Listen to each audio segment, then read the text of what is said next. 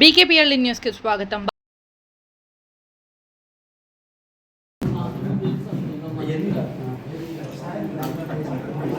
వెనక డోరే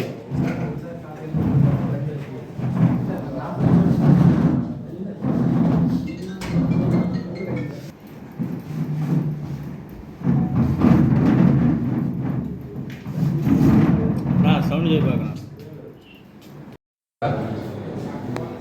ఆంధ్రకేసరి ప్రకాశం ప్యానల్ వారి విన్నపం. కొప్పరుపు వెంకన్న నిలయం CVN reading room and club పేరున 1891లో దాదాపుగా 134 సంవత్సరాల క్రితం 13 దశాబ్దాల క్రితం స్థాపించబడి నేటికి అంచెల వారీగా అభివృద్ధి చెందుతూ వస్తుంది.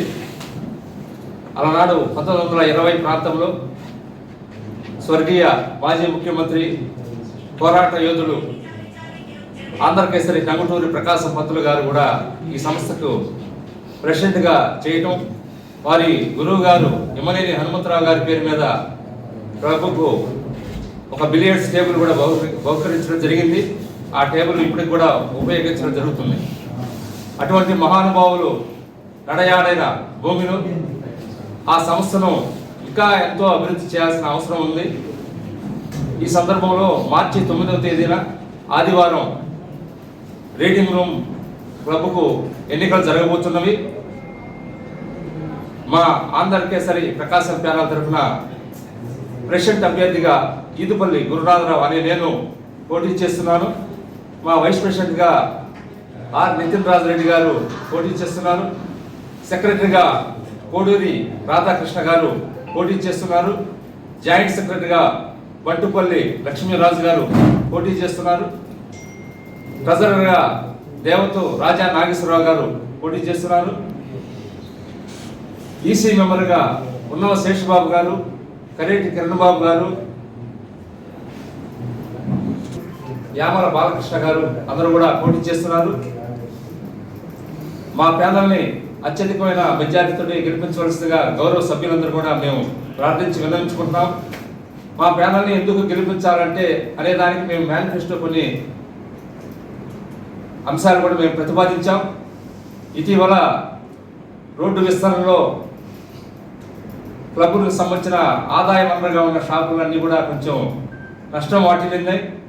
వాటన్నిటిని కూడా మళ్ళా సర్వే చేయించి స్థానిక శాసనసభ్యుల వారు, పార్లమెంట్ సభ్యుల వారు, గౌరవమైన పెద్దలందరి చేత మన జిల్లా కలెక్టర్ గారు, మన నగరపాలక సంస్థ వారు అందరినీ కలుపుకొని మళ్ళా రీసర్వే చేయించి మళ్ళా ఆ షాపులన్నీ కూడా మీడియా సోదరులకు అందరికీ నమస్కారం. మా ప్యానల్ తరఫున, ప్రకాశం ప్యానల్ తరఫున ప్రెసిడెంట్గా పోటీ చేస్తున్న గురునాథం గారు, అలాగే సెక్రటరీగా పోటీ చేస్తున్న రాధాకృష్ణ గారు, వైస్ ప్రెసిడెంట్గా చేస్తున్న నేను, అలాగే జాయింట్ సెక్రటరీ చేస్తున్న బంటుపల్లి రాజు గారు, రాజా గారు, మిగిలిన సభ్యులందరూ కూడా ఎటువంటి ఆశతో మేము పోటీ చేయట్లేదండి. క్లబ్కి పునర్వైభవం. ఒకప్పుడు సివిఎన్ రీడింగ్ రూమ్ క్లబ్ అంటే ఆల్రెడీ సార్ చెప్పుకున్నారు, ప్రకాశం పంతులు లాంటి వారు ప్రెసిడెంట్గా చేశారంటే దాని వైభవం ఎలాంటిదో, దాని ప్రతిష్ట ఎలాంటిదో అందరూ అర్థమైంది ఈపాటికి.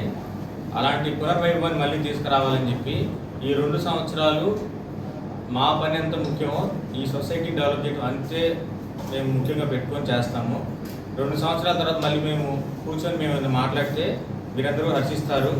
సభ్యులందరూ కూడా వీళ్ళు బాగా చేశారని చెప్పి చెప్పుకోవాలి మేము కోరుకుంటాము. మేము ఏదైతే హామీ చెప్పాము, సార్ చెప్పినట్టుగా ఫస్ట్ వీకే స్టార్ట్ చేస్తాము.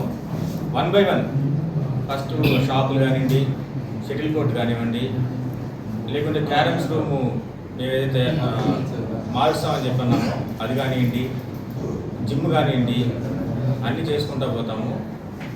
తర్వాత ఏదైనా ఉన్నా కూడా సూచనలు ఏమైనా ఉన్నా కూడా సభ్యులందరిని అడిగి మధ్య మధ్య జనరల్ బాడీస్ జరుపుతూ అందరిని కలుపుకొని పోతాము.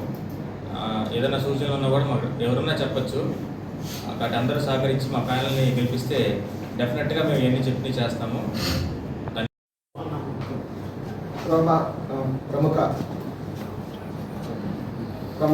ప్రముఖులకు అందరికీ నా యొక్క నమస్కారాలు. మా ప్రెసిడెంట్గా కంటెస్ట్ చేస్తున్నటువంటి గురునాథం గారు విషయాలన్నీ కూడా చెప్పారు. మేము చెప్పినట్లుగా తప్పనిసరిగా వారు ఏదైతే హామీ ఇచ్చారో మేమందరం కూడా సభ్యులు అందరినీ డెవలప్ చేయడానికి మా ప్రయత్నం ఖచ్చితంగా చేస్తాము. మరి చెప్పినట్లుగా మెయిన్గా రాబడి చాలా తక్కువగా ఉన్నది, ఖర్చు చాలా ఎక్కువగా ఉన్నది. దాన్ని ఎలా డెవలప్ చేయాలి, ఎలా రాబడి కావాలి అనేటటువంటిది కానీ కూడా మేము కూర్చొని ఆలోచించేసి ఏ డోనర్స్